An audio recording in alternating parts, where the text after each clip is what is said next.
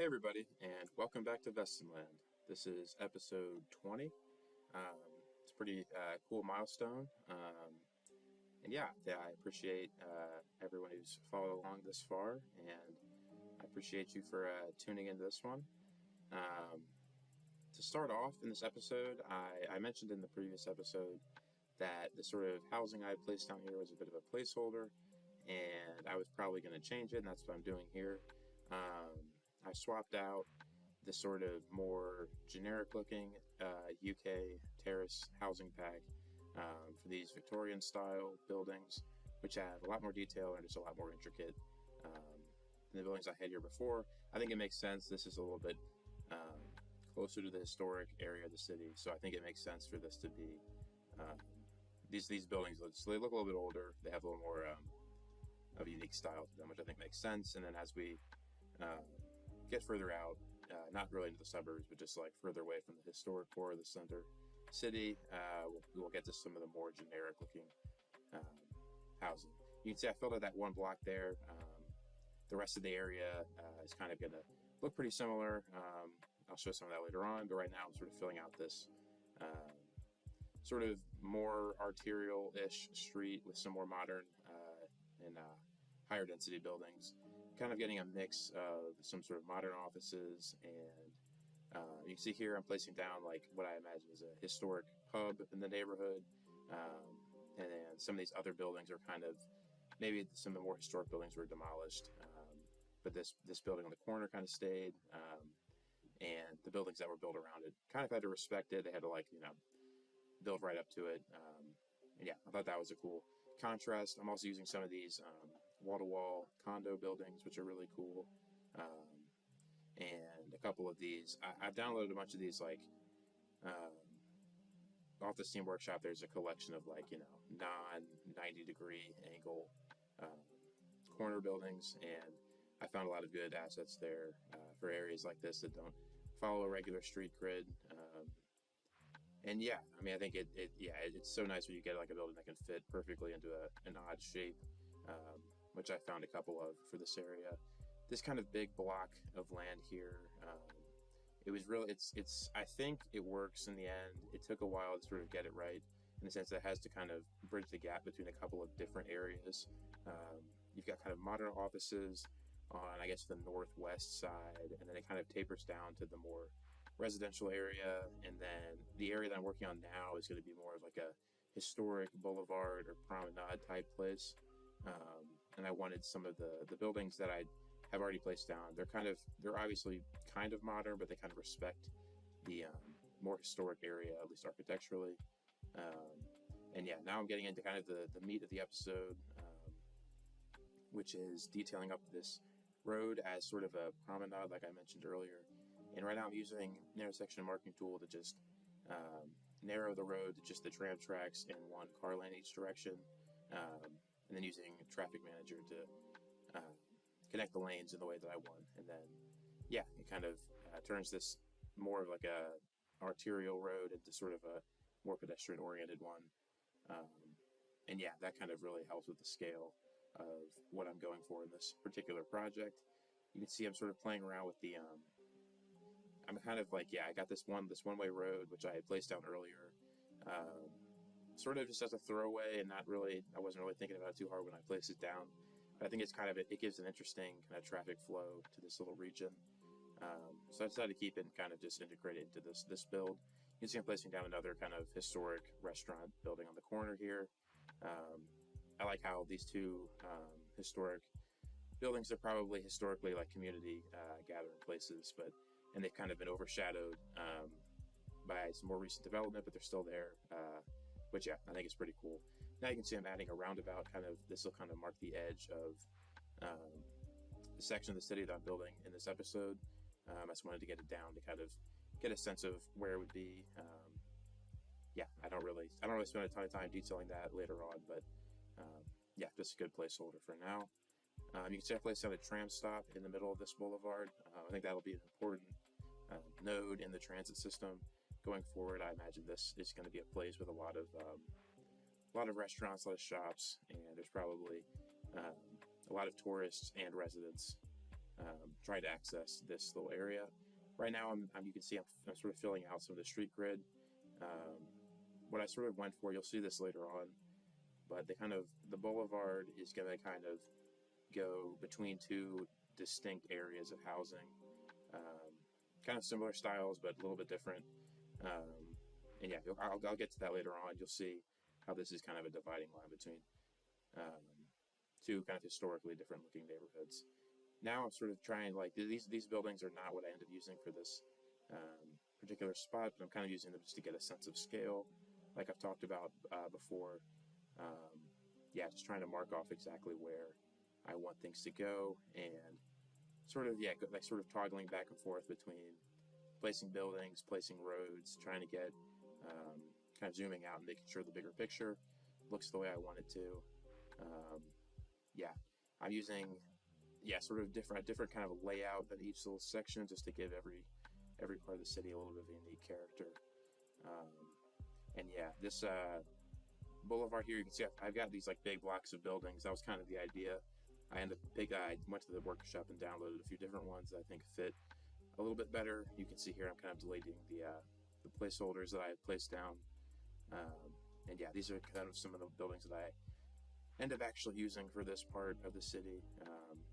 Removing a lot of the props just because they looked a little bit overdone for the look I was going for, and so I can kind of detail them myself a little bit later on. You can see I'm sort of using the strategy of, like, I wanted these to be a little bit more streamlined or rectangular, just so I could kind of fit them into this area. So turning one to procedural object and kind of shrinking it down, just getting the facade for the corner. Took a little bit of maneuvering, but in the end it gives a nice effect of where I can get a kind of rectangular block instead of sort of more square looking one.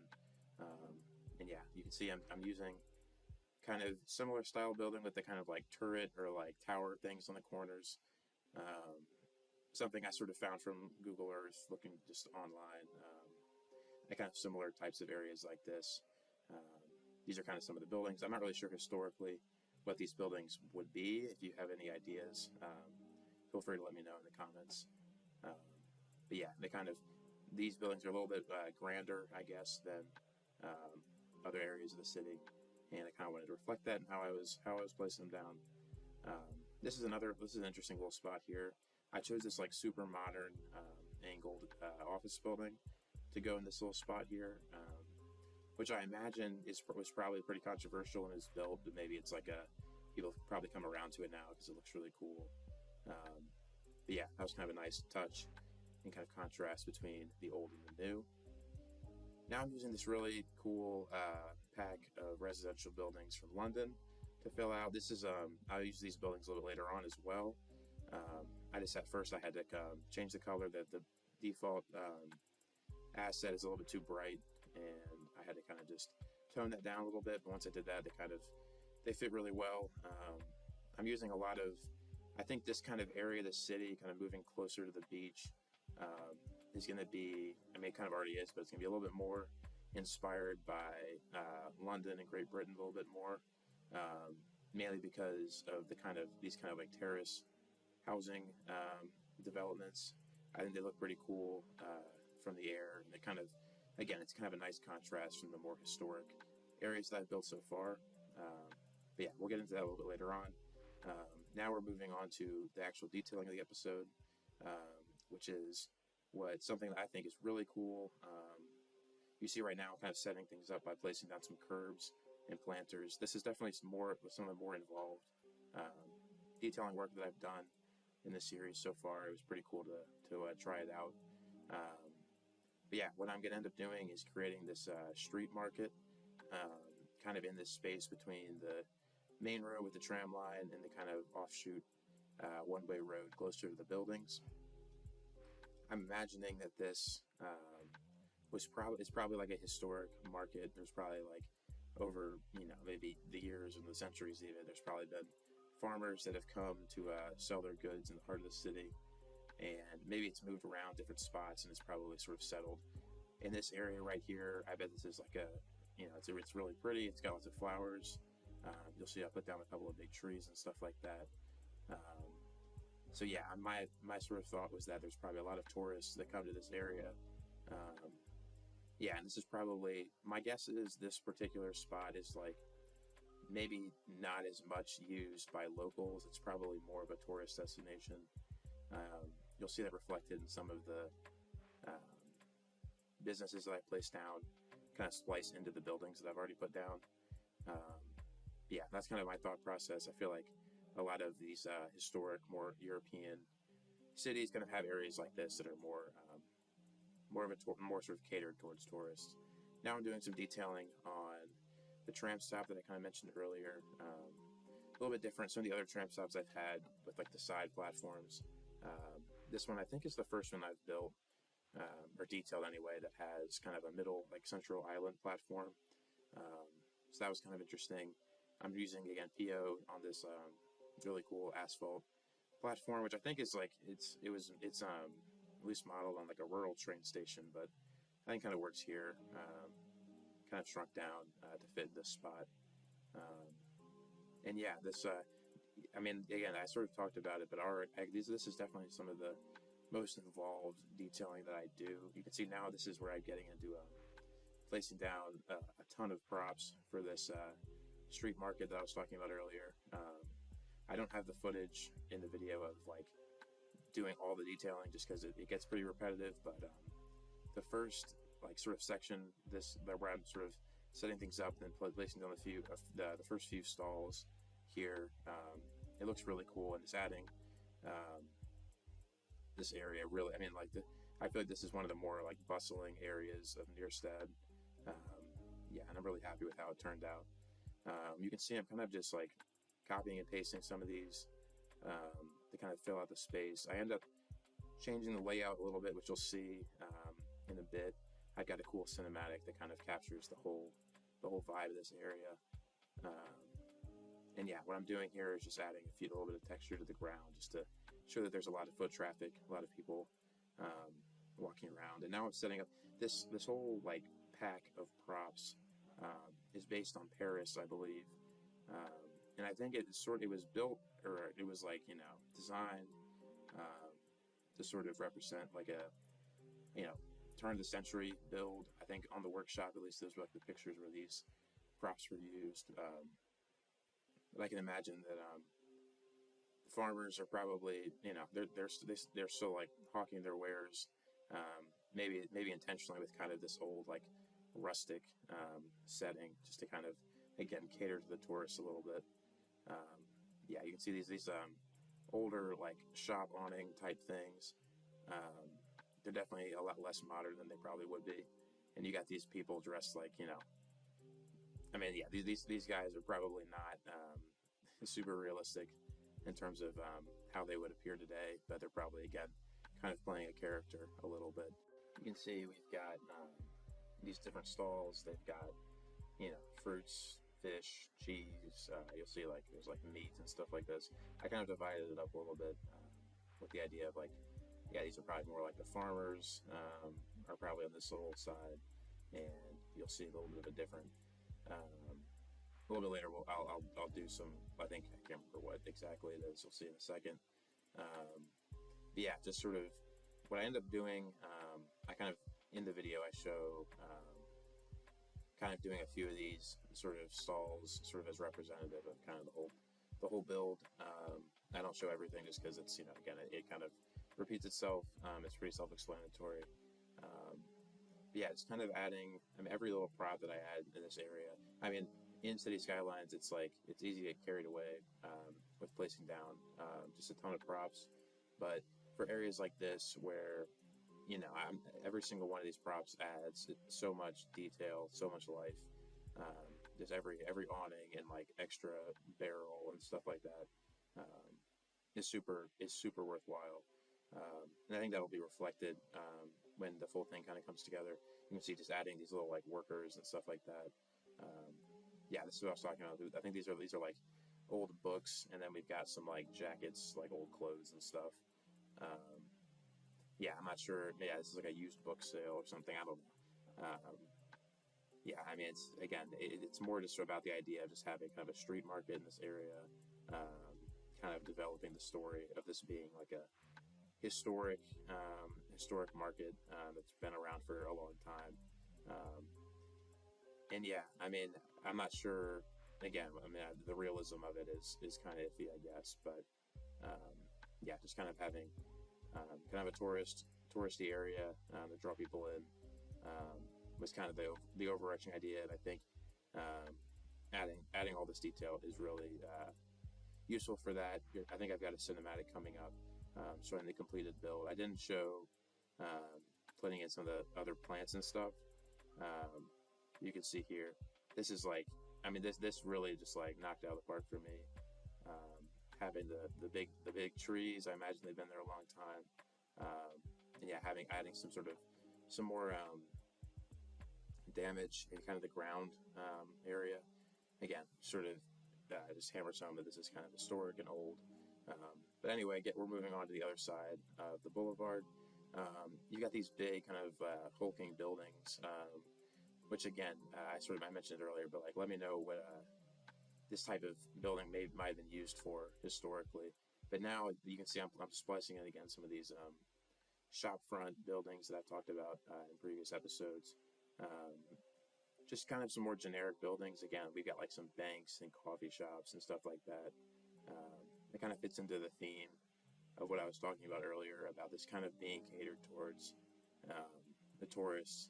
And there's been some sort of modern development probably that, you know, maybe longtime residents of the area probably weren't happy about. Case in point, we got this really cool asset. It's like a Nike store that's kind of right in the heart of this historic district. I feel like brands like Nike, they do this a lot where they'll have like, they'll build a store kind of in a sort of historic area. A lot of times in kind of controversial fashion, I feel like. Yeah, I thought that was a cool thing, a cool idea to capture. And yeah, just a bunch of like bank branches and like kind of trendy looking restaurants. That seemed pretty appropriate for a place like this. It's definitely what you would see if you were in an area like this. And yeah, again, I talked about using intersection marking tool to copy and paste. I'm doing it again for this sort of second half. Here, I don't really spend any time detailing this area. I'm kind of thinking most of the activity is concentrated around the tram stop that I built earlier. But yeah, filling out with the same trees and planters and stuff like that. I use these curbs. I've used them before, mainly in the train station build from earlier in the series. But yeah, they add a ton of detail. I feel like for, you know, relatively little effort, which is nice.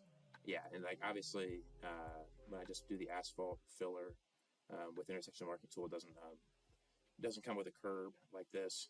So yeah, adding them in manually, that's a little tedious, but it definitely is worthwhile. You can see adding like the way that I kind of form these slip lanes almost, I think looks really cool.